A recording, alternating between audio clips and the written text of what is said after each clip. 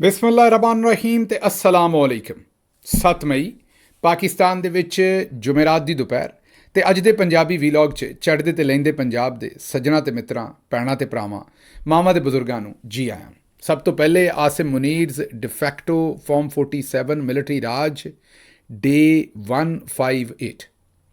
ਹੁਣ ਚੱਲਨੇ ਅੱਜ ਦੀਆਂ ਗੂੜੀਆਂ ਨਿੱਘੀਆਂ ਤੇ ਸੰਘਣੀਆਂ ਖਬਰਾਂ ਵਾਲੇ ਪਾਸੇ। ਸਭ ਤੋਂ ਪਹਿਲੀ ਖਬਰ ਜਿਹੜੀ ਤੁਹਾਡੇ ਸਾਹਮਣੇ ਰੱਖਣੀ ਹੈ ਉਹ ਸਾਊਦੀ ਅਰਬ ਤੋਂ ਹੈ। ਇਹ ਇੱਕ ਤੁਹਾਡੇ ਸਾਹਮਣੇ ਐਡ ਰੱਖਨੇ ਹੈ, ਇੱਕ ਇਸ਼ਤਿਹਾਰ ਹੈ ਜਿਹੜਾ ਨੌਕਰੀ ਵਾਸਤੇ ਦਿੱਤਾ ਹੈ। ਇਹਨੂੰ ਗੌਰ ਨਾਲ ਪੜ੍ਹ ਲਓ। ਇਹਦੇ 'ਤੇ ਮੁਖਤਲਿਫ ਕਿਸਮ ਦੀਆਂ ਨੌਕਰੀਆਂ ਨੇ, ਕੋਈ ਇੱਕ ਨਹੀਂ ਹੈ। ਕਈ ਨੌਕਰੀਆਂ ਵਾਸਤੇ ਉਹਨਾਂ ਲੋਕਾਂ ਨੂੰ ਆਖਿਆ ਵੀ ਜਿੰਨੇ ਅਪਲਾਈ ਕਰਨਾ ਇੱਥੇ ਕਰੋ। ਇਹ ਤੁਹਾਨੂੰ ਪਤਾ ਅੱਜ ਕੱਲ੍ਹ ਝੂਠੀਆਂ ਚੀਜ਼ਾਂ ਵੀ ਬੜੀਆਂ ਚਲਾਉਂਦੇ ਨੇ, ਲੇਕਿਨ ਅਸੀਂ ਕੋਸ਼ਿਸ਼ ਤਾਂ ਕੀਤੀ ਆਪਣੇ ਤੌਰ ਦੇ ਉੱਤੇ ਚੈੱਕ ਕਰਨ ਦੀ, ਅਤੇ ਇਹ ਕੋਈ ਇੱਕ ਜਗ੍ਹਾ ਤੋਂ ਸ਼ੇਅਰ ਨਹੀਂ ਹੋਈ, ਕਈ ਜਗ੍ਹਾ 'ਤੇ ਸ਼ੇਅਰ ਹੋਈ ਹੈ ਸੋਸ਼ਲ ਮੀਡੀਆ 'ਤੇ, ਜਿੱਥੋਂ ਲੱਗਦਾ ਹੈ ਕਿ ਇਹ ਦਰੁਸਤ ਹੈ। ਇਹ ਸਾਊਦੀ ਅਰਬ ਦਾ ਜਿਹੜਾ ਦਾਰੁਲ ਹਕੂਮਤ ਰਿਆਦ ਹੈ, ਉੱਥੇ ਇਹ ਨੌਕਰੀ ਹੈ। ਔਰ ਇਸ ਨੌਕਰੀ 'ਤੇ ਇਹ ਉਹਨਾਂ ਲਿਖਿਆ ਹੈ ਵੀ ਕੋਈ ਬੰਦਾ ਜਿੱਥੇ ਵੀ ਰਹਿੰਦਾ ਉਹ ਅਪਲਾਈ ਕਰ ਸਕਦਾ ਸਿਵਾਏ ਪਾਕਿਸਤਾਨੀਆਂ ਤੋਂ। ਇਹ ਜਿਹੜੀ ਹੁਣ ਵਜ੍ਹਾ ਲਿਖ ਕੇ ਕੀਤੀ ਹੋਈ, ਇੱਥੋਂ ਸਾਨੂੰ ਪਹਿਲਾਂ ਸ਼ੱਕ ਪਿਆ ਕਿ ਕਿਤੇ ਜਾਲੀ ਨਾ ਹੋਏ, ਅਤੇ ਫਿਰ ਇਹਦੀ ਥੋੜ੍ਹੀ ਬਹੁਤ ਤਹਿਕੀਕ ਕੀਤੀ। ਅਤੇ ਮੈਂ ਜਿਸ ਤਰ੍ਹਾਂ ਤੁਹਾਨੂੰ ਕਿਹਾ ਕਿ ਇੰਨਾ ਹੀ ਅਸੀਂ ਹਜੇ ਤੱਕ ਜਾਣ ਸਕੇ ਹਾਂ ਕਿ ਇਹ ਕਈ ਜਗ੍ਹਾ ਜਾਂ ਕਈ ਲੋਕਾਂ ਨੇ, ਅਹਿਮ ਲੋਕਾਂ ਨੇ ਵੀ ਇਹਨੂੰ ਸ਼ੇਅਰ ਕੀਤਾ, ਜਿੱਥੋਂ ਸਾਨੂੰ ਲੱਗਦਾ ਕਿ ਅਸਲ ਹੈ। ਬਹਰਹਾਲ ਅਗਰ ਇਹਨੂੰ ਇੱਕ ਮਿੰਟ ਵਾਸਤੇ ਤੁਸੀਂ ਅਸਲ ਨਾ ਵੀ ਸਮਝੋ, ਤੇ ਇਹਦੇ ਨਾਲ ਦਾ ਕੰਮ UAE ਦੇ ਵਿੱਚ ਤੇ ਕਮ ਅਜ਼ ਕਮ ਪਾਕਿਸਤਾਨੀਆਂ ਨਾਲ ਜ਼ਰੂਰ ਹੋ ਰਿਹਾ ਹੈ। UAE ਦੇ ਵਿੱਚੋਂ ਸੈਂਕੜਿਆਂ ਦੀ ਤਾਦਾਦ 'ਚ ਪਾਕਿਸਤਾਨੀ ਐਸੇ ਨੇ ਜਿਹੜੇ ਆਪਣੀਆਂ ਵੀਡੀਓ ਬਣਾ ਕੇ ਸ਼ੇਅਰ ਕਰ ਰਹੇ ਨੇ, ਔਰ ਉਹ ਦਿਖਾ ਰਹੇ ਨੇ ਕਿ ਕਿਸ ਤਰ੍ਹਾਂ ਉਹ ਫਲਾਈਟਾਂ 'ਤੇ ਬਾ ਕੇ ਉਹਨਾਂ ਨੂੰ ਵਾਪਸ ਪਾਕਿਸਤਾਨ ਘੱਲਿਆ ਜਾ ਰਿਹਾ। ਮਸਲਨ ਮੈਂ ਇੱਕ ਮੁੰਡੇ ਦੀ ਵੀਡੀਓ ਵੇਖ ਰਿਹਾ ਸਾਂ, ਉਹਦੀ ਜਰਨੀ, ਕਿ ਕਿਸ ਤਰ੍ਹਾਂ ਉਹ ਫਲਾਈ ਦੁਬਈ ਸ਼ਾਇਦ ਏਅਰਲਾਈਨ ਹੈ, ਉਹਦੇ 'ਤੇ ਬਾ ਕੇ ਉਹਨੂੰ ਡਿਪੋਰਟ ਕੀਤਾ ਗਿਆ ਅਤੇ ਫੈਸਲਾਬਾਦ ਲਾਇਆ ਗਿਆ ਲਿਆ ਕੇ।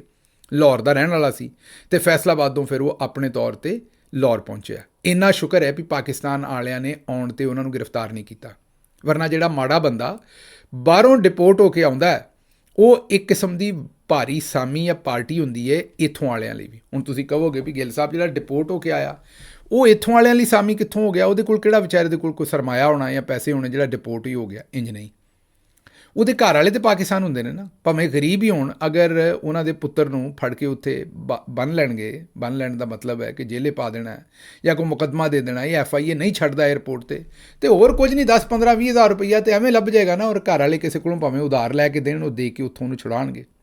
ਅਕਸਰ ਜਿਹੜੇ ਮਜ਼ਦੂਰ ਬਾਹਰੋਂ ਡਿਪੋਰਟ ਹੋ ਕੇ ਆਉਂਦੇ ਨੇ, ਉਹਨਾਂ ਨੂੰ ਆਉਂਦਿਆਂ ਹੀ ਏਅਰਪੋਰਟਾਂ ਦੇ ਉੱਤੇ ਫੜ ਲਿਆ ਜਾਂਦਾ ਹੈ, ਔਰ ਉਹਨਾਂ ਦੇ ਕੋਲ ਤਾਂ ਕੁਝ ਵੀ ਨਹੀਂ ਹੁੰਦਾ, ਵਿਚਾਰੇ ਲੁੱਟੇ ਪੁੱਟੇ ਆਉਂਦੇ ਹੁੰਦੇ ਨੇ। ਇਹ ਮੈਂ ਕੋਈ UAE ਦੀ ਗੱਲ, ਹੁਣ ਦੀ ਹਾਲ ਦੀ ਗੱਲ ਨਹੀਂ ਕਰ ਰਿਹਾ, ਪਹਿਲਾਂ ਵੀ ਲੋਕੀ ਜਿਹੜੇ ਡਿਪੋਰਟ ਹੋ ਕੇ ਆਉਂਦੇ ਨੇ। FIA ਜਿਹੜੀ ਹੈ ਉਹ ਫਿਰ ਉਹਨਾਂ ਦੇ ਘਰ ਵਾਲਿਆਂ ਦੇ ਕੋਲੋਂ ਪਿੱਛੋਂ 4 ਛਿੱਲੜ ਲੈ ਕੇ, ਉਹਨਾਂ ਕੋਲੋਂ ਰਿਸ਼ਵਤ ਲੈ ਕੇ, ਤੇ ਫਿਰ ਉਹਨਾਂ ਨੂੰ ਛੱਡਦੀ ਹੈ। ਹੁਣ ਬੇਸ਼ੁਮਾਰ ਸੋਸ਼ਲ ਮੀਡੀਆ ਦੇ ਉੱਤੇ ਇਹੋ ਜਿਹੀਆਂ ਵੀਡੀਓਜ਼ ਨੇ। ਰਫਤਾਰ ਵਾਲੇ ਤੇ ਡਾਕੂਮੈਂਟਰੀ ਵੀ ਕਰ ਰਹੇ ਨੇ ਇਸ ਵੇਲੇ। ਉਹਨਾਂ ਨੇ ਲੋਕਾਂ ਦੇ ਕੋਲੋਂ ਮੰਗਿਆ ਵੀ ਹੈ ਵੀ ਬਈ ਸਾਡੇ ਨਾਲ ਰਾਬਤਾ ਕਰੋ, ਕਿਹਨੂੰ ਉੱਥੋਂ ਡਿਪੋਰਟ ਕਰ ਦਿੱਤਾ ਹੈ। ਅਤੇ ਇਹ ਬੇਸ਼ੁਮਾਰ ਲੋਕ ਆਪਣੀਆਂ ਦਾਸਤਾਨਾਂ ਦੱਸ ਰਹੇ ਨੇ, ਰੀਅਲ ਕਰੈਕਟਰ ਨੇ, ਇੰਟਰਵਿਊਜ਼ ਆ ਚੁੱਕੇ ਨੇ ਉਹਨਾਂ ਦੇ ਇਸ ਵੇਲੇ ਮੀਡੀਆ 'ਤੇ ਆਲਰੇਡੀ। ਉਹਨਾਂ ਨੇ ਆਪਣੀਆਂ ਕਹਾਣੀਆਂ ਸੁਣਾਈਆਂ ਨੇ ਕਿ ਆਪਣੇ ਦਫ਼ਤਰ 'ਤੇ ਸਨ, ਕੰਮ ਕਰ ਰਹੇ ਸਨ, ਅਚਾਨਕ ਉਹਨਾਂ ਨੂੰ ਸੱਦਿਆ ਔਰ ਉਹਨਾਂ ਨੂੰ ਉਸ ਤੋਂ ਬਾਅਦ ਇਮੀਗ੍ਰੇਸ਼ਨ ਨੇ ਫੜ ਲਿਆ, ਔਰ ਇਮੀਗ੍ਰੇਸ਼ਨ ਨੇ ਬਾਅਦ 'ਚ ਉਹਨਾਂ ਨੂੰ ਡਿਪੋਰਟ ਕਰ ਦਿੱਤਾ। ਕਸੂਰ ਕੀ ਹੈ? ਉਹ ਪਾਕਿਸਤਾਨੀ ਨੇ। ਅੱਛਾ, ਇਹ ਹੁਣ ਸਾਰੇ ਪਾਕਿਸਤਾਨੀ ਨਹੀਂ, ਇਹ ਵੀ ਹੋ ਸਕਦਾ ਹੈ, ਮੈਨੂੰ ਐਗਜ਼ੈਕਟਲੀ ਨਹੀਂ ਪਤਾ, ਇਹ ਹੋ ਸਕਦਾ ਹੈ ਕਿ ਇਹਨਾਂ ਪਾਕਿਸਤਾਨੀਆਂ ਨੇ, ਕਿਉਂਕਿ ਹਜੇ ਤੱਕ ਸਾਡੇ ਕੋਲ ਕੋਈ ਹਤਮੀ ਗੱਲ ਨਹੀਂ ਪਹੁੰਚੀ, ਕਨਕਲੂਸਿਵ ਗੱਲ, ਕਿ ਇਹਨਾਂ ਨੇ ਉੱਥੇ ਕੋਈ ਕਾਨੂੰਨ ਤੋੜਿਆ ਹੋਵੇ ਉਹਨਾਂ ਦਾ, ਕੋਈ ਸੋਸ਼ਲ ਮੀਡੀਆ 'ਤੇ ਪੋਸਟ ਕੀਤੀ ਹੋਵੇ, ਕੋਈ ਹੋਰ ਉੱਥੇ ਅਮਨੋ ਅਮਾਨ ਦੇ ਵਿੱਚ ਕੋਈ ਇਹਨਾਂ ਨੇ ਨੁਕਸ ਪਾਇਆ ਹੋਵੇ ਅਤੇ ਉਹਨਾਂ ਨੇ ਇਹਨਾਂ ਨੂੰ ਉੱਥੋਂ ਡਿਪੋਰਟ ਕੀਤਾ। ਬਹਰਹਾਲ ਹਜੇ ਤੱਕ, ਕਿਉਂਕਿ ਇਹ ਬੜੀਆਂ ਪ੍ਰੀਲਿਮਿਨਰੀ ਸਟੇਜ ਦੀਆਂ ਖਬਰਾਂ ਨੇ, ਅਗਲੇ 2, 4, 5 ਦਿਨ ਦੇ ਵਿੱਚ ਸਾਰਾ ਕੁਝ ਪਤਾ ਲੱਗ ਜਾਏਗਾ। ਲੇਕਿਨ ਇਹ ਦੋਵੇਂ ਗੱਲਾਂ ਨੂੰ ਹੁਣ ਇਕੱਠਿਆਂ ਕਰੋ, ਸਾਊਦੀ ਅਰਬ ਵਾਲੀ ਔਰ UAE ਵਾਲੀ, ਅਤੇ ਇੱਥੋਂ ਤੁਹਾਨੂੰ ਹਿਸਾਬ ਲੱਗਦਾ ਵੀ ਸਾਡੇ ਫੀਲਡ ਮਾਰਸ਼ਲ ਸਾਹਿਬ ਜਿਹੜੇ ਝੰਡੇ ਗੱਡੀ ਆਉਂਦੇ ਸਨ ਅਤੇ ਸਾਨੂੰ ਆਉਂਦੇ ਸਨ ਕਿ ਸਾਡਾ ਪਾਸਪੋਰਟ ਹੁਣ ਜਿਸ ਵੇਲੇ ਬਾਹਰ ਕਿਸੇ ਏਅਰਪੋਰਟ ਦੇ ਉੱਤੇ ਲੈ ਕੇ ਤੁਸੀਂ ਉਤਰਦੇ ਹੋ, ਅਤੇ ਅੱਗੋਂ ਸਲੂਟ ਵੱਜਦੇ ਨੇ। ਹੁਣ ਜਿਹੜੇ ਸਲੂਟ ਵੱਜਦੇ ਨੇ ਉਹ ਤੁਸੀਂ ਵੇਖ ਹੀ ਲਏ ਨੇ। ਇੱਕ ਪਾਸੇ ਇਹ ਸੂਰਤ ਹਾਲ ਹੋਈ ਹੈ, ਅਤੇ ਦੂਸਰੇ ਪਾਸੇ ਜਿਹੜੀ ਸੂਰਤ ਹਾਲ ਹੈ ਉਹ ਵੀ ਸਮਝ ਲਓ। ਦੂਸਰੇ ਪਾਸੇ ਦੀ ਸੂਰਤ ਹਾਲ ਇਹ ਬਣ ਗਈ ਹੈ ਕਿ ਇਸ ਵੇਲੇ ਜਿਹੜੀ ਇਸਲਾਮਾਬਾਦ ਦੇ ਵਿੱਚ ਗਰੀਬ ਲੋਕਾਂ ਵਾਸਤੇ ਇੱਕ ਬੜੀ ਵੱਡੀ ਹਕੂਮਤ ਨੇ। ਆਂਦੇ ਹੋ ਨਾ ਤੁਸੀਂ ਵੀ ਨੈਗੇਟਿਵ ਖਬਰਾਂ ਦਿੰਦੇ ਰਹਿੰਦੇ ਹੋ ਗਿੱਲ ਸਾਹਿਬ, ਪੋਜ਼ੀਟਿਵ ਵੀ ਦਿਆ ਕਰੋ ਕਦੇ। ਅੱਜ ਮੇਰੇ ਕੋਲ ਤੁਹਾਡੇ ਵਾਸਤੇ ਪੋਜ਼ੀਟਿਵ ਖਬਰ ਵੀ ਹੈ। ਇਸਲਾਮਾਬਾਦ ਦੇ ਵਿੱਚ ਹਕੂਮਤ ਨੇ ਤੁਹਾਡੇ ਵਾਸਤੇ ਇੱਕ ਬਹੁਤ ਵੱਡੇ ਰਿਲੀਫ ਦਾ ਐਲਾਨ ਕੀਤਾ। ਬਿਜਲੀ ਦੇ ਬਿੱਲ, ਤੁਹਾਨੂੰ ਪਤਾ ਸਾਰਿਆਂ ਨੂੰ ਪਰੇਸ਼ਾਨੀ ਸੀ। ਪਿਛਲੇ ਦਿਨਾਂ ਦੇ ਵਿੱਚ ਬੜਾ ਸਾਰੀ ਤਨਕੀਦ ਵੀ ਚੱਲ ਰਹੀ ਸੀ ਕਿ ਬਿਜਲੀ ਦੇ ਜਿਹੜੇ ਬਿੱਲ ਨੇ ਉਹ ਕੈਪੈਸਿਟੀ ਪੇਮੈਂਟਸ ਦੀ ਵਜ੍ਹਾ ਤੋਂ ਬਹੁਤੇ ਅਦਾ ਕਰਨੇ ਪੈਂਦੇ ਨੇ। ਕੈਪੈਸਿਟੀ ਪੇਮੈਂਟਸ ਇਸ ਲਈ ਕਿ ਅਸ਼ਰਾਫੀਆ ਜਿਹੜੀ ਉਹਨਾਂ ਦੀ ਆਪਣੇ ਬਿਜਲੀ ਘਰ ਨੇ। ਫਿਰ ਇਹ ਵੀ ਲੋਕਾਂ ਨੇ ਦੱਸਿਆ ਕਿ ਸਲਮਾਨ ਸ਼ਹਿਬਾਜ਼, ਜਿਹੜਾ ਸ਼ਹਿਬਾਜ਼ ਸ਼ਰੀਫ ਸਾਹਿਬ ਦਾ ਪੁੱਤਰ ਹੈ, ਉਹ ਕੁਝ 7 ਅਰਬ ਰੁਪਈਆ ਲੈ ਗਏ ਨੇ ਹੁਣ ਤੱਕ ਕਪੈਸਿਟੀ ਪੇਮੈਂਟਸ ਦੇ ਵਿੱਚ, ਔਰ ਇਸ ਤਰ੍ਹਾਂ ਹੀ ਦੂਸਰੇ ਸਾਰੇ ਲੋਕ, ਔਰ ਸ਼ਾਇਦ ਸਾਲਾਨਾ 2000 ਅਰਬ ਕਪੈਸਿਟੀ ਪੇਮੈਂਟ ਦੇ ਵਿੱਚ ਦੇਣਾ ਪੈਂਦਾ ਪਾਕਿਸਤਾਨੀਆਂ ਨੂੰ। ਇਹ ਜਦੋਂ ਹਕੂਮਤ ਨੇ ਸਾਰੀਆਂ ਦੁੱਖ ਭਰੀਆਂ ਗੱਲਾਂ ਸੁਣੀਆਂ, ਔਰ ਇਹ ਵੀ ਸੁਣੀਆਂ ਵੀ ਕਈ ਜਗ੍ਹਾ ਤੇ ਲੋਕਾਂ ਨੇ ਆਪਣੀ ਜ਼ਿੰਦਗੀ ਖਤਮ ਕਰ ਲਈ ਕਿਉਂਕਿ ਉਹਨਾਂ ਕੋਲ ਬਿੱਲ ਜਮ੍ਹਾਂ ਕਰਾਉਣ ਦੇ ਪੈਸੇ ਨਹੀਂ ਸੀ ਬਿਜਲੀ ਦੇ, ਔਰ ਕਈਆਂ ਦੇ ਮੀਟਰ ਕੱਟੇ ਗਏ ਤੇ ਉਹ ਬਿਲਕਦੇ ਫਿਰਦੇ ਨੇ। ਇਸ ਸਾਰੀ ਸੂਰਤ ਹਾਲ ਨੂੰ ਸਾਹਮਣੇ ਰੱਖਦਿਆਂ ਹੋਇਆਂ ਹਕੂਮਤ ਨੇ ਇੱਕ ਵੱਡਾ ਰਿਲੀਫ ਦੇਣ ਦਾ ਤੁਹਾਨੂੰ ਫੈਸਲਾ ਕੀਤਾ। ਜ਼ਰਾ ਤਗੜੇ ਹੋ ਕੇ ਰਿਲੀਫ ਸਾਂਭਣਾ। ਤੁਸੀਂ ਕਿਤੇ ਐਡਾ ਮਤਲਬ ਪਕੌੜੇ ਕਈ ਵਾਰੀ ਆ ਕਿਸੇ ਕੋ ਅੰਮਾ ਪਕੌੜੇ ਕੱਢ ਰਹੀ ਹੋਏ ਤੇ ਤੱਤਾ ਮੰਗ ਲਓ ਤੇ ਹੱਥ ਤੇ ਫੜ ਲਓ ਤੇ ਹੱਥ ਸੜ ਜਾਂਦਾ। ਇਹ ਵੀ ਰਿਲੀਫ ਇੰਨਾ ਕੁ ਹੈ ਵੀ ਇਹ ਹੱਥ ਨਾ ਸਾੜਦੇ ਤੁਹਾਡਾ, ਕਿਤੇ ਪਿਛਾਂ ਹੋ ਕੇ ਜ਼ਰਾ ਇਹਨੂੰ ਫੜਨਾ ਰਿਲੀਫ ਨੂੰ। ਮਾਰਚ ਦੀ ਫਿਊਲ ਪ੍ਰਾਈਸ ਐਡਜਸਟਮੈਂਟ ਦੇ ਤਹਿਤ ਫੀ ਯੂਨਿਟ 1 ਪੈਸਾ, 1 ਰੁਪਈਆ ਨਹੀਂ, 1 ਪੈਸਾ ਫੀ ਯੂਨਿਟ ਬਿਜਲੀ ਦੀ ਕੀਮਤ ਨੂੰ ਘੱਟ ਕਰ ਦਿੱਤਾ। ਕਿੰਨਾ? ਦੋਰੇ ਸੁਣ ਲਓ ਜ਼ਰਾ, ਕਿੰਨਾ? 1 ਪੈਸਾ ਬਿਜਲੀ ਦੇ ਫੀ ਯੂਨਿਟ ਦੇ ਵਿੱਚ ਇਸ ਵੇਲੇ ਤੁਹਾਨੂੰ ਕਿਸੇ ਨੂੰ ਕੋਈ 55 ਰੁਪਈਏ ਯੂਨਿਟ ਲੱਗਦਾ, ਕਿਸੇ ਨੂੰ 85 ਰੁਪਈਏ, ਕਿਸੇ ਨੂੰ 60 ਰੁਪਈਏ, ਡਿਫਰੈਂਟ ਰੇਟ ਨੇ। ਸਲੈਬ ਜਿਹੋ ਜੀ ਜਿੰਨਾ ਕਿ ਇਸਤੇਮਾਲ ਕਰਦੇ ਹੋ ਉਸ ਹਿਸਾਬ ਨਾਲ 1 ਪੈਸਾ ਉਹਦੇ ਵਿੱਚੋਂ ਜਿਹੜਾ ਤੁਹਾਨੂੰ ਘੱਟ ਕਰ ਦਿੱਤਾ। ਸਾਂਭ ਲਓ ਜੇ ਸਾਂਭ ਸਕਦੇ ਹੋ। ਮੇਰਾ ਮਤਲਬ ਉਹਨਾਂ ਕਿਹਾ ਵੀ ਸਾਡੇ ਨਾਲ ਰਹੋਗੇ ਤੇ ਐਸ਼ ਕਰੋਗੇ, ਜ਼ਿੰਦਗੀ ਦੇ ਸਾਰੇ ਮਜ਼ੇ ਕੈਸ਼ ਕਰੋਗੇ। ਹੁਣ ਇਹ ਤੁਸੀਂ ਸਾਂਭਣਾ ਆਪ ਹੈ ਮੁਨਾਫਾ ਜਿਹੜਾ 1 ਯੂਨਿਟ ਦਾ ਤੁਹਾਨੂੰ ਦਿੱਤਾ। ਇਹਦੇ ਨਾਲ ਹੁਣ ਜਿਹੜਾ ਤੁਸੀਂ 1 ਪੈਸਾ ਬਚਾਉਣਾ, ਜੇ ਕੋਈ ਬੰਦਾ 300 ਯੂਨਿਟ ਇਸਤੇਮਾਲ ਕਰਦਾ ਹੈ ਤਾਂ ਸੋਚੋ ਉਹਦਾ 300 ਪੈਸਾ ਘਟ ਗਿਆ। 300 ਪੈਸਾ ਘਟਣ ਦੇ ਨਾਲ ਉਹਦੇ 3 ਰੁਪਈਏ ਘਟ ਗਏ। ਇਹ ਹੁਣ ਤੁਸੀਂ 3 ਰੁਪਈਆਂ ਦਾ ਅੱਜ ਕੱਲ੍ਹ ਆਂਡਾ ਤੇ ਨਹੀਂ ਆਉਂਦਾ। ਹੁਣ ਮੈਨੂੰ ਨਹੀਂ ਪਤਾ ਕਦੋਂ ਆਂਡਾ ਆਉਂਦਾ ਹੁੰਦਾ ਤਾਂ ਮੈਂ ਤੁਹਾਨੂੰ ਮਸ਼ਵਰਾ ਦਿੰਦਾ ਵੀ ਉਸ ਆਂਡੇ 'ਚੋਂ ਫਿਰ ਮੁਰਗੀ ਕਢਵਾਓ, ਫਿਰ ਹੋਰ ਆਂਡੇ ਦੇਵੇ, ਫਿਰ ਉਹਨਾਂ 'ਚੋਂ ਮੁਰਗੀ ਕਢਵਾਓ, ਫਿਰ ਤੁਹਾਡਾ ਲੰਮਾ ਚੌੜਾ ਬਿਜ਼ਨਸ ਖੜਾ ਹੋ ਜਾਏਗਾ। ਹੁਣ ਇਹਨਾਂ 3 ਰੁਪਈਆਂ ਨੂੰ ਤੁਸੀਂ ਸਾਂਭਣਾ ਕਿੱਥੇ ਹੈ? ਕਿਉਂਕਿ ਲੁੱਟ ਵੀ ਸਕਦਾ ਕੋਈ ਬੰਦਾ ਤੁਹਾਡੇ ਕੋਲੋਂ। ਇਹ ਫਿਰ ਕਿਸੇ ਬੈਂਕ ਨਾਲ ਗੱਲ ਕਰੋ ਵੀ ਇਹ ਜਿਹੜਾ ਬਚਣੇ ਨੇ ਪੈਸੇ, ਹਰ ਮਹੀਨੇ ਤੁਹਾਨੂੰ 3 ਜਾਂ 4 ਜਾਂ 5 ਰੁਪਈਏ ਬਚਣੇ ਨੇ, ਇਹ ਕਿੱਥੇ ਰੱਖਣੇ ਨੇ? ਕਿਉਂਕਿ ਡਾਕੂ ਵੀ ਪੈ ਸਕਦੇ ਨੇ। ਨਵੀਂ ਮੁਸੀਬਤ ਨਾ ਪੈ ਜਾਏ ਵੀ ਐਡਾ ਲੰਮਾ ਚੌੜਾ ਸਰਮਾਇਆ ਜਿਹੜਾ ਤੁਹਾਡੇ ਕੋਲ ਆ ਗਿਆ ਇਹ ਤਾਂ ਡਾਕੂ ਲੁੱਟ ਲੈਣਗੇ। ਮੁਲਕ ਦੇ ਵਿੱਚ ਲਾਅ ਐਂਡ ਆਰਡਰ ਦੀ ਸੂਰਤ ਹਾਲ ਪਹਿਲਾਂ ਹੀ ਇਹੋ ਜਿਹੀ ਹੈ, ਤੁਹਾਨੂੰ ਪਤਾ ਹੈ। ਅੱਜ ਕੱਲ੍ਹ ਦੇ ਡਾਕੂ ਲੁੱਟਦੇ ਹੋਏ ਗੋਲੀ ਵੀ ਮਾਰਦੇ ਨੇ। ਅਤੇ ਇਸ ਲਈ ਮਤਾ ਕਿਤੇ ਐਡੇ ਵੱਡੇ ਸਰਮਾਏ ਦੀ ਵਜ੍ਹਾ ਤੋਂ ਕਿਸੇ ਪਾਸੇ ਹੀ ਨਾ ਕੰਮ ਖਰਾਬ ਹੋ ਜਾਏ। ਇਹਦਾ ਕੋਈ ਤਰੀਕਾ ਲੱਭੋ ਵੀ ਇਹਨੂੰ ਕਿਹੜੇ ਬੈਂਕ 'ਚ ਰੱਖਣਾ। ਕੋਈ ਅਕਾਊਂਟ ਸਪੈਸ਼ਲ ਖੁਲਵਾਓ ਜਿਹਦੇ ਵਿੱਚ 3 ਜਾਂ 5 ਰੁਪਈਏ ਹਕੂਮਤ ਦੇ ਜਿਹੜੇ ਰੱਖੇ ਜਾਣ। ਅੱਛਾ, ਗੈਸ ਵਾਲਿਆਂ ਨੇ ਵੈਸੇ ਇਸ ਤੋਂ ਵੱਡਾ ਸਰਮਾਇਆ ਦਿੱਤਾ। ਉਹਨਾਂ LPG ਕੀਮਤ ਦੇ LPG ਦੀ ਜਿਹੜੀ ਕੀਮਤ ਹੈ ਉਹਦੇ ਵਿੱਚ 31 ਪੈਸੇ ਘੱਟ ਕੀਤਾ ਕੰਮ। 31 ਪੈਸੇ ਉਹਦਾ ਵੀ ਜਿਹੜਾ ਪੂਰਾ ਸਿਲੰਡਰ ਤੁਸੀਂ ਮਹੀਨੇ ਵਾਸਤੇ ਲਿਆਉਂਦੇ ਹੋ ਉਹਦੇ 'ਚ 3 ਰੁਪਈਏ ਜਿਹੜਾ ਨਾ ਉਹ 31 ਪੈਸੇ ਦੀ ਵਜ੍ਹਾ ਤੋਂ ਹੁਣ ਤੁਹਾਨੂੰ 3 ਰੁਪਈਏ ਸਸਤਾ ਸਿਲੰਡਰ ਲੱਭੇਗਾ। ਮੈਂ ਕਿਹਾ ਇੱਕ ਵਾਰੀ ਮੌਜ ਨਹੀਂ ਕਰਾਤੀ। 3 ਰੁਪਈਏ ਉੱਥੋਂ ਤੇ 3 ਰੁਪਈਏ ਉੱਥੋਂ, 6 ਰੁਪਈਏ ਜਿਹੜੇ ਤੁਹਾਨੂੰ ਲੱਭ ਗਏ ਨੇ। ਮੈਂ ਨਾ ਤੁਹਾਨੂੰ ਹੁਣ ਮੇਰਾ ਮਤਲਬ ਹੈ ਜੇ ਵੀ ਤੁਸੀਂ ਅਗਰ ਸ਼ਹਿਬਾਜ਼ ਸ਼ਰੀਫ ਦੇ ਉੱਤੇ ਗਿਲੇ ਕਰਦੇ ਰਹੋ, ਇਹ ਇੱਕ ਤੁਹਾਨੂੰ 2-4 ਵੀਡੀਓ ਸੁਣਵਾ ਦਿੰਦੇ ਕਿਉਂਕਿ ਅਕਸਰ ਆਉਂਦੇ ਨੇ। ਅਸੀਂ ਕੱਲ੍ਹ ਉਰਦੂ ਵੀਲੌਗ ਦੇ ਵਿੱਚ ਕਵਰ ਕੀਤੀ ਸੀ, ਇੱਕ ਹੀ ਵੀਡੀਓ ਚਲੋ ਸੁਣਾ ਦਿੰਦੇ 3-4 ਕੀ ਆਉਂਦੇ ਨੇ ਜੀ ਕਿ ਗਾਲਾਂ ਜਿਹੜੇ ਇਹਨੂੰ ਤਹਿਰੀਕ ਇਨਸਾਫ ਵਾਲੇ ਦਿੰਦੇ ਨੇ। ਇਹ ਕੋਈ ਬਜ਼ੁਰਗ ਨੇ, ਇਹਨਾਂ ਨੂੰ ਪੈਟਰੋਲ ਨਹੀਂ ਲੱਭਿਆ ਪੈਟਰੋਲ ਪੰਪ ਦੇ ਉੱਤੇ। ਇਹ ਸ਼ਹਿਬਾਜ਼ ਸ਼ਰੀਫ ਸਾਹਿਬ ਨੂੰ ਕਿਹੜੇ ਤੋਹਫੇ ਭੇਜ ਰਹੇ ਨੇ, ਅਸਾਂ ਨਹੀਂ ਇਹਨਾਂ ਨੂੰ ਸਿਖਾਇਆ, ਨਾ ਸਾਡਾ ਇਹਨਾਂ ਨਾਲ ਕੋਈ ਕਨੈਕਸ਼ਨ ਹੈ ਨਾ ਰਾਬਤਾ ਹੈ। ਇਹ ਕੀ ਆਉਂਦੇ ਨੇ ਸੁਣ ਲਓ।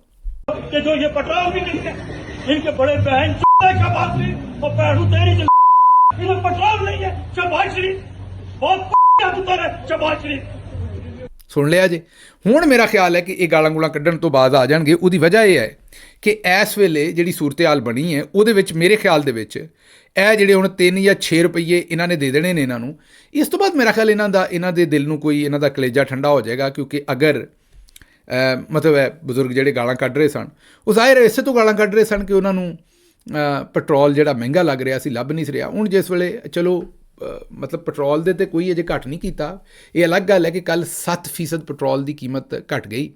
ਪੈਟਰੋਲ ਇਹਨਾਂ ਨੇ ਘੱਟ ਕੋਈ ਨਹੀਂ ਕੀਤਾ, ਲੇਕਿਨ ਇਹ ਜ਼ਰੂਰ ਹੈ ਕਿ ਉਹ ਜਿਹੜੇ 3 ਰੁਪਈਏ ਹੁਣ ਉੱਧਰੋਂ ਬਚਣਗੇ।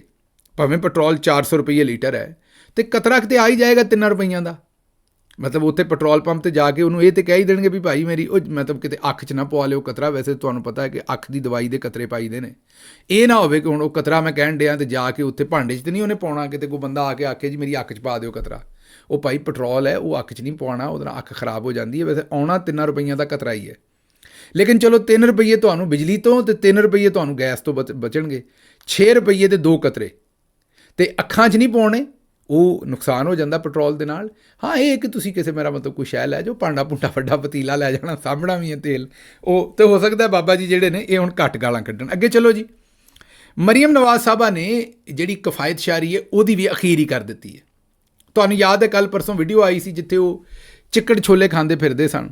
ਉਹ ਉਹਨਾਂ ਨੇ ਚਿੱਕੜ ਛੋਲੇ ਵਾਲਾ ਬਾਊ ਜਿਹੜਾ ਸੀ ਖਲੋਤਾ ਸੀ, ਉਹ ਵੀ ਬਾਊ ਸੀ ਕੋਈ, ਉਹ ਉੱਥੇ ਉਹਦੀ ਖਾਸ ਕਿਸਮ ਦੀ ਰੇਹੜੀ ਲਵਾਈ ਸੀ ਤੇ ਉਹ ਸਾਰਾ ਫਿਲਮ ਬੜੇ ਦਿਨਾਂ ਤੋਂ ਟਿਕਟੌਕ ਬਾਜੀ ਨੇ ਨਹੀਂ ਸੀ ਬਣਾਈ, ਤੇ ਉਹ ਟਿਕਟੌਕ ਬਣਾਉਣ ਲਈ ਉਹ ਕੋਈ ਰੇਹੜੀ ਅਸਲੀ ਨਹੀਂ ਸੀ, ਮਤਲਬ ਕੋਈ ਉੱਥੇ ਲੱਗਦੀ ਨਹੀਂ, ਉਹ ਲਵਾਈ ਗਈ ਸੀ ਐਨ ਉਸ ਥਾਂ ਤੇ। ਖੈਰ ਹੁਣ ਉੱਥੇ ਲਾ ਦੇਣਗੇ ਪੱਕੀ ਸਾਨੂੰ ਝੂਠਾ ਸਾਬਤ ਕਰਨ ਲਈ, ਔਰ ਕਹਿਣਗੇ ਦੇਖੋ ਇੱਥੇ ਪੱਕੀ ਲੱਗੀ, ਗਿੱਲ ਸਾਹਿਬ ਨੇ ਝੂਠ ਮਾਰ ਦਿੱਤਾ। ਅੱਛਾ ਚਲੋ ਖੈਰ ਚਲੋ ਜੀ, ਅਸੀਂ ਇਹੀ ਮੰਨ ਲੈਂਦੇ ਪੱਕੀ ਲੱਗਦੀ। ਉੱਥੇ ਗਏ ਉਹਨਾਂ ਨੇ ਕਿਹਾ ਜੀ ਤੁਹਾਡੇ ਅੱਬਾ ਜੀ ਵੀ ਇੱਥੋਂ ਆ ਕੇ ਖਾਂਦੇ ਰਹਿੰਦੇ ਨੇ।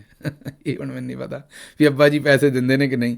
ਬਹਰਹਾਲ ਬਾਜੀ ਨੇ 50,000 ਰੁਪਈਆ ਦਿੱਤਾ। ਇਹ ਹੁਣ ਮੈਨੂੰ ਨਹੀਂ ਪਤਾ ਬਾਜੀ ਨੇ ਕਿੱਥੋਂ ਦਿੱਤਾ, ਲੇਕਿਨ ਇਹ ਜਿਹੜੇ ਨਾਲ ਫਿਰਦੇ ਨੇ PSO ਵਗੈਰਾ, ਇਹ ਚੀਫ ਮਿਨਿਸਟਰ ਦੇ ਕੋਲ ਖਰਚਾ, ਹਾਲਾਂਕਿ ਬੁਜ਼ਦਾਰ ਸਾਹਿਬ ਦੇ ਨਾਲ ਰਹਿੰਦਿਆਂ ਹੋਇਆਂ ਮੈਂ ਇਸ ਚੀਜ਼ ਨੂੰ ਅਪੋਜ਼ ਕੀਤਾ ਸੀ ਕਿ ਚੀਫ ਮਿਨਿਸਟਰ ਜੇਬ 'ਚੋਂ ਦੇਵੇਗਾ, ਇਹ ਆਵਾਮ ਦਾ ਪੈਸਾ ਕਿਉਂ ਵੰਡਦੇ ਫਿਰਦੇ ਨੇ ਇਸ ਤਰ੍ਹਾਂ ਲੋਕਾਂ ਨੂੰ। ਲੇਕਿਨ ਬੁਜ਼ਦਾਰ ਸਾਹਿਬ ਵੀ ਨਹੀਂ ਸੀ ਸਾਡੀ ਗੱਲ ਮੰਨੀ, ਤੇ ਇਹਨਾਂ ਨੇ ਕਿੱਥੋਂ ਮੰਨਣੀ ਹੈ। ਬਹਰਹਾਲ ਚੀਫ ਮਿਨਿਸਟਰ ਦੇ ਨਾਲ ਜਿਹੜਾ PSO ਹੁੰਦਾ ਹੈ ਨਾ, ਉਹ DC ਦੇ ਕੋਲੋਂ ਜਾਂ ਇੱਧਰੋਂ ਉੱਧਰੋਂ ਇਹ ਪੈਸੇ ਲੈਂਦਾ, ਤੇ ਉਹ ਫਿਰ ਜਦੋਂ ਜਿੱਥੇ ਜਾਣਾ ਹੁੰਦਾ ਉੱਥੇ ਲਿਫਾਫੇ ਕੱਢ ਇਹ ਆਪਣੀ ਜੇਬੋਂ ਨਹੀਂ ਦਿੰਦੇ। ਇਹ ਜ਼ਿਹਨ 'ਚ ਰੱਖਣਾ ਤੁਸੀਂ, ਇਹ ਤੁਹਾਨੂੰ ਪਤਾ ਹੋਣਾ ਚਾਹੀਦਾ ਵੀ ਇਹ ਸਰਕਾਰੀ ਖਾਤਾ ਹੀ ਹੁੰਦਾ ਸਾਰਾ। ਪਤਾ ਲੱਗਾ ਵੀ ਉੱਥੋਂ ਕੋਈ ਪੈਸੇ ਵੀ ਦਿੱਤੇ ਨੇ ਉਹਨਾਂ ਨੂੰ, ਮੈਨੂੰ ਨਹੀਂ ਪਤਾ 5 ਦਿੱਤਾ 10,000 ਦਿੱਤਾ ਜਿੰਨਾ ਵੀ। ਬਹਰਹਾਲ ਬਾਜੀ ਨੇ ਉੱਥੋਂ ਜਨਾਬ ਉਹ ਗਰੀਬ ਦੀ ਰੇਹੜੀ ਦੇ ਉੱਤੋਂ ਬਾਜੀ ਨੇ ਉਹ ਚਣੇ ਖਾਦੇ ਨੇ। ਲੇਕਿਨ ਇਹ ਚਣੇ ਤੁਹਾਨੂੰ ਕਿੰਨੇ ਦੇ ਪਏ ਨੇ ਇਹ ਤੁਹਾਨੂੰ ਦੱਸ ਦਈਏ। ਇਹ ਚਣੇ, ਇਹ ਜ਼ਰਾ ਵੀਡੀਓ ਦੇਖੋ ਪ੍ਰੋਟੋਕੋਲ ਦੀ। ਇਹ ਬਾਜੀ ਇੱਥੇ ਸਪੈਸ਼ਲੀ ਚਣੇ ਖਾਣ ਗਈ ਹੈ, ਤੇ ਇਹ ਪੰਜਾਬੀ 'ਚ ਇਹਨਾਂ ਨੂੰ ਛੋਲੇ ਕਹਿੰਦੇ ਨੇ ਚਣਿਆਂ ਨੂੰ। ਅੱਛਾ ਹੁਣ ਜੀ ਕਰੇ ਉਰਦੂ ਵਾਲੇ ਕਹਿਣੇ ਕੋਈ ਗਾਲ ਕੱਢਣ ਡਏ ਹੋ ਤੁਸੀਂ ਛੋਲੇ ਕਹਿ ਕੇ, ਤੇ ਤੁਹਾਡੀ ਮਰਜ਼ੀ ਪਈ। ਹੁਣ ਪੰਜਾਬੀ ਜ਼ਬਾਨ ਦੇ ਵਿੱਚ ਇਹਨਾਂ ਨੂੰ ਛੋਲੇ ਕਹਿੰਦੇ ਨੇ। ਤੇ ਇਹ ਬਹਰਹਾਲ ਬਾਜੀ ਉੱਥੇ ਗਈ ਹੈ ਜਨਾਬ ਚਣੇ ਖਾਣ ਵਾਸਤੇ, ਤੇ ਚਣੇ ਖਾ ਕੇ ਜਿਸ ਵੇਲੇ ਬਾਜੀ ਉੱਥੋਂ ਨਿਕਲੀ ਹੈ, ਤੇ ਇਹ ਪ੍ਰੋਟੋਕੋਲ ਵੇਖ ਲਓ ਕਿਹੋ ਜਿਹਾ ਲੱਗਾ।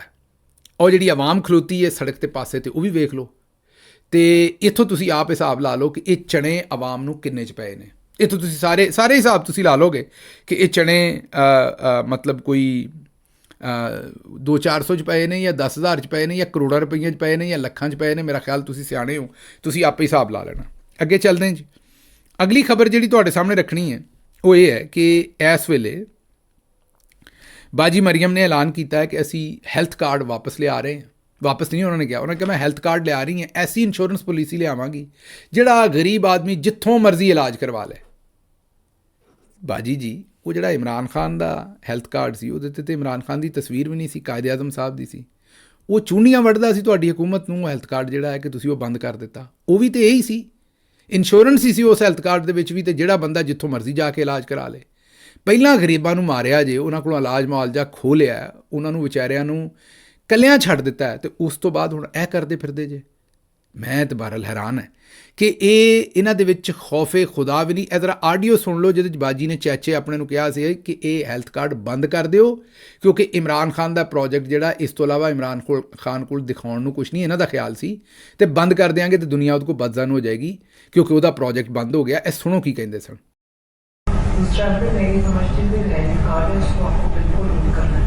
इमरान के पास नकद दिखाने के लिए सवाए हेल्थ कार्ड की कुछ नहीं था, और वो तो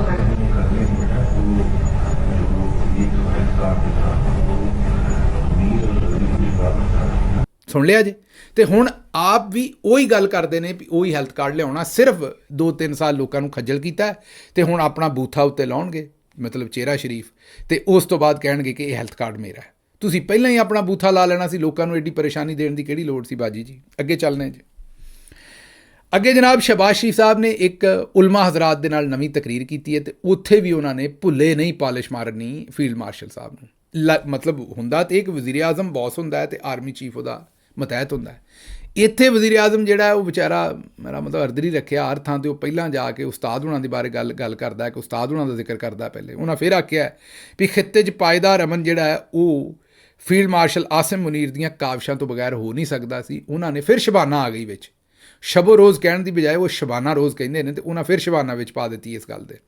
ਉਹਨਾਂ ਫਿਰ ਕਿਹਾ ਵੀ ਸ਼ਬਾਨਾ ਜਿਹੜੀ ਹੈ, ਮਤਲਬ ਸ਼ਬਾਨਾ ਨਹੀਂ, ਮਤਲਬ ਸ਼ਬਾਨਾ ਰੋਜ਼ ਉਹਨਾਂ ਨੇ ਕੰਮ ਕੀਤਾ, ਤੇ ਫਿਰ ਜਾ ਕੇ ਸੁਲ੍ਹਾ ਹੋਈ ਹੈ, ਤੇ ਮਾਮਲਾਤ ਫਿਰ ਜਾ ਕੇ ਅੱਗੇ ਪਹੁੰਚੇ ਨੇ। ਅੱਛਾ ਜੀ, ਪੁਲਿਸ ਦੀਆਂ ਅਸੀਂ ਗੱਲਾਂ ਤੁਹਾਡੇ ਨਾਲ ਕਰੀ ਦੀਆਂ ਨੇ, ਤੇ ਕਿ ਪੁਲਿਸ ਜਿਹੜੀ ਹੈ ਉਹ ਬੜੀ ਹੀ ਇਹਨਾਂ ਨੇ ਖੂਨ ਖੁਆਰ ਕਰ ਦਿੱਤੀ ਹੈ। ਲੋਕਾਂ ਦੇ ਜਾਲੀ ਪੁਲਿਸ ਮੁਕਾਬਲੇ ਕਰਦੇ ਨੇ, ਲੋਕਾਂ ਨੂੰ ਕਤਲ ਕਰਦੇ ਨੇ। ਮੈਂ ਤੁਹਾਨੂੰ ਦੱਸਿਆ ਸੀ ਨਾ ਕਿ ਜਦੋਂ ਨੇਫੇ 'ਚ ਪਿਸਤੌਲ ਚੱਲਦੇ ਨੇ, ਕੰਮ ਵੱਧਦਾ ਫਿਰ ਆਖਿਰ 'ਤੇ ਇਹਨਾਂ ਦੇ ਆਪਣੇ ਗਿਰਬਾਨ ਨੂੰ ਵੀ ਹੱਥ ਪੈਂਦਾ ਹੈ।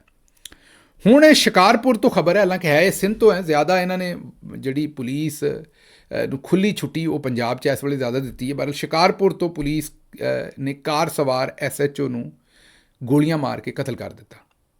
SHO ਪ੍ਰਾਈਵੇਟ ਗੱਡੀ 'ਚ ਜਾ ਰਿਹਾ ਸੀ, ਪੁਲਿਸ ਨੇ ਹੱਥ ਦਿੱਤਾ, ਉਹਨੇ ਨਾ ਰੋਕਿਆ, ਉਹਨੇ ਸੋਚਿਆ ਮੈਂ SHO ਹਾਂ, ਮੈਨੂੰ ਜਾਣਦੇ ਹੀ ਹੋਣਗੇ, ਉਹਨਾਂ ਪਿੱਛੋਂ ਫਾਇਰ ਖੋਲ੍ਹ ਦਿੱਤਾ, ਤੇ SHO ਸਾਹਿਬ ਉੱਥੇ ਮਾਰੇ ਗਏ। ਬਾਅਦ ਦੇ ਵਿੱਚ ਹੁਣ ਉਹਦੀ ਇਨਕੁਆਇਰੀ ਹੋ ਰਹੀ ਹੈ ਜੀ ਕਿਉਂ ਮਾਰੇ ਗਏ। ਉਹ ਜ਼ਾਹਿਰ ਹੈ ਜਦੋਂ SOPs ਹੀ ਇਹ ਫਾਲੋ ਕਰਨੇ, ਆਵਾਮ ਨੂੰ ਤੁਸੀਂ ਜਿਸ ਵੇਲੇ ਕੀੜਾ ਮਕੌੜਾ ਸਮਝਿਆ ਹੈ ਤੇ ਫਾਇਰ ਖੋਲ੍ਹ ਦਿੰਦੇ ਹੋ ਨਿੱਕੀ ਨਿੱਕੀ ਗੱਲ ਤੇ, ਬੰਦਿਆਂ ਨੂੰ ਮਾਰੀ ਜਾਂਦੇ ਹੋ।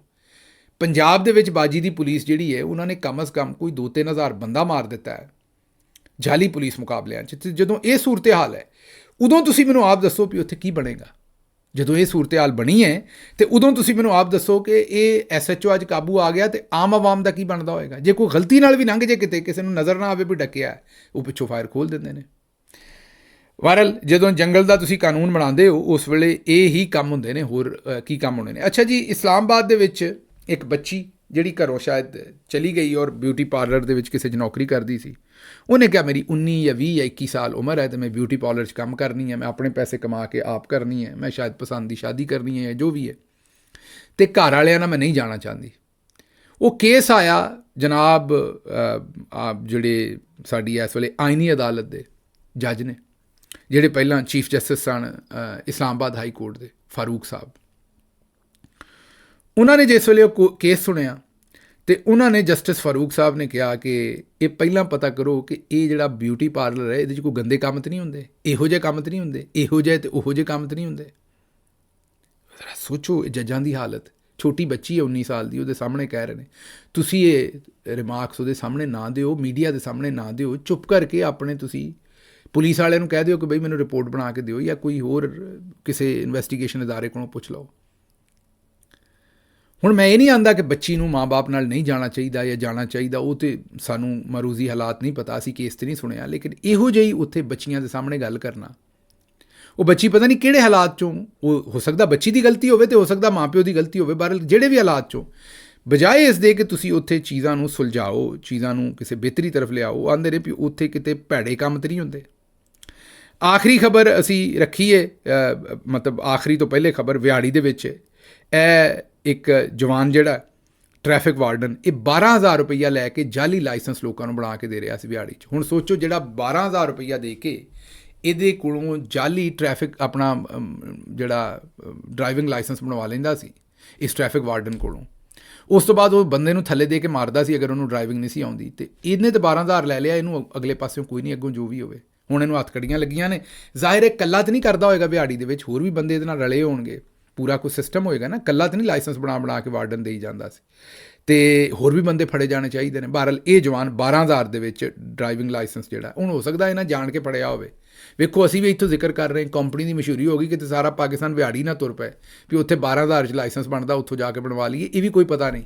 ਇਹੋ ਜਿਹੇ ਕੰਮ ਇਸ ਤਰ੍ਹਾਂ ਵੀ ਕਰਦੇ ਨੇ। ਬਹਰਹਾਲ ਚਲਦਿਆਂ ਜੇਦਾ ਜੀ ਨੇ ਇੱਕ ਵਾਰੀ ਫਿਰ ਨਵੀਂ ਕਾਰਵਾਈ ਪਾਈ ਹੈ। ਉਹਨਾਂ ਕਿਹਾ ਜੀ ਅਮਰੀਕਾ ਨੇ ਡੋਲਫਨ ਮਛਲੀਆਂ ਜਿਹੜੀਆਂ ਨੇ ਉਹ ਤਿਆਰ ਕੀਤੀਆਂ ਨੇ, ਉਹਨਾਂ ਨੂੰ ਅਸਲਾ ਫੜਾਉਣਾ ਹੈ ਅਤੇ ਉਹਨਾਂ ਜਾ ਕੇ ਇਰਾਨ 'ਤੇ ਹਮਲਾ ਕਰਨਾ ਹੈ। ਮੈਂ ਕਿਹਾ ਜੇਦਾ ਜੀ ਵੀ ਕਿਤੇ ਮੈਨੂੰ ਲੱਗਦਾ ਵੀ ਕੁਛ ਤਾਂ ਬਹੁਤਾ ਖਾ ਬਹਿੰਦੇ ਨੇ, ਫਿਰ ਕੋਈ ਵੀ ਗੱਲ ਕਰਦੇ ਨੇ। ਮਤਲਬ ਹੁਣ ਵਿਚਾਰੀਆਂ ਡੋਲਫਨ ਮੱਛੀਆਂ ਜਿਹੜੀਆਂ ਨੇ, ਮਛਲੀਆਂ ਜਿਹੜੀਆਂ ਨੇ, ਉਹਨਾਂ ਦੇ ਵੀ ਕਿਤੇ ਦਹਿਸ਼ਤਗਰਦੀ ਦੇ ਪਰਚੇ ਨਾ ਹੋਣੇ ਸ਼ੁਰੂ ਹੋ ਜਾਣ, ਇਸੇ ਚੱਕਰ ਤੋਂ ਵੀ ਉਹਨਾਂ ਨੇ ਜਿਹੜਾ ਜਾ ਹਮਲਾ ਕਰਨਾ ਹੈ ਜਨਾਬ ਦੂਸਰੇ ਮੁਲਕਾਂ ਦੇ ਉੱਤੇ। ਬਹਰਹਾਲ ਜੇਦਾ ਜੀ ਨੇ ਉਹਨਾਂ ਨੂੰ ਕੌਣ ਪੁੱਛ ਸਕਦਾ। ਮੈਨੂੰ ਇੱਥੋਂ ਇਜਾਜ਼ਤ ਦਿਓ ਤੇ ਰੱਬ ਰੱਖ।